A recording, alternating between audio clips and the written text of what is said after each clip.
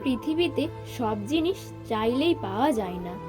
কিছু জিনিস পাওয়ার জন্য ভাগ্যেও থাকতে হয়। সাধনা ছাড়া যে তোমাকে পেয়ে যাবে সে কখনোই বুঝবে না তুমি কতটা মূল্যবান।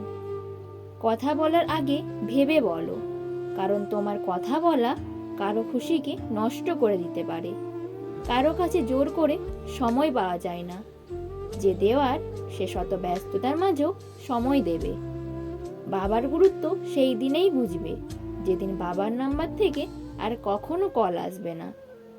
জীবনে খুশি থাকার 7টি উপায়। 1. মায়া ত্যাগ করতে শিখুন। 2. টাকা ইনকাম করতে শিখুন। 3.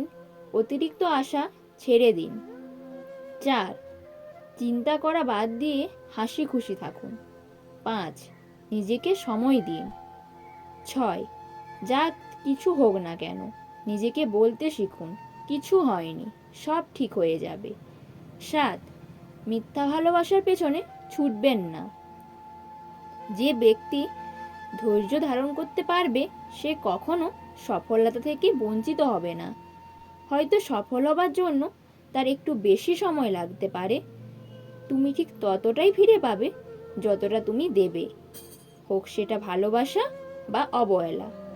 কিছু কষ্ট এমন হয় চোখের জল লুকিয়ে সবার সাথে হাসতে হয়।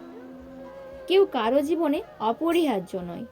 এই সহজ কথাটা তুমি যতদিন না বুঝতে পারবে ততদিন পর্যন্ত ভালো থাকতে পারবে না।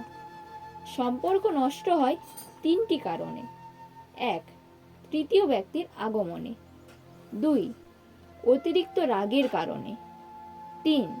অতিরিক্ত অবহেলার কারণে। অপমান জিনিসটা ভুলে যেও না। জবাব দেওয়ার জন্য তৈরি হও, তবে সেটা সাফল্যের পর।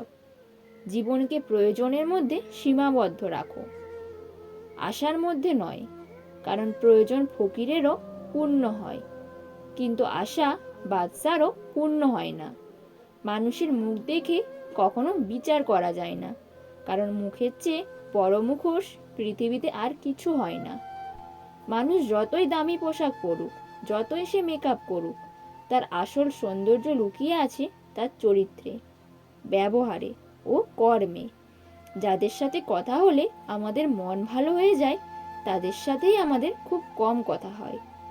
চোখের জলটা সহজেই মুছে ফেলা যায়, কিন্তু চোখ থেকে জল পড়ার কারণটা মুছে ফেলা যায় না। কিছু কিছু বাণী নির্দিষ্ট কিছু মানুষের গায়ে লাগে, কারণ সেই বাণীর সঙ্গে তার চরিত্র মিলে যায়। মানুষ সেই লড়াইয়ে কখনো জিততে পারে না যেখানে সে তার শত্রু আপনজনই হয়। বন্ধুরা, আজ এই পর্যন্তই। ভিডিওটি যদি ভালো লাগে তাহলে অবশ্যই লাইক, কমেন্ট, শেয়ার করে দিও এবং চ্যানেলটিকে সাবস্ক্রাইব করে পাশে থেকো। দেখা হবে নেক্সট ভিডিওতে।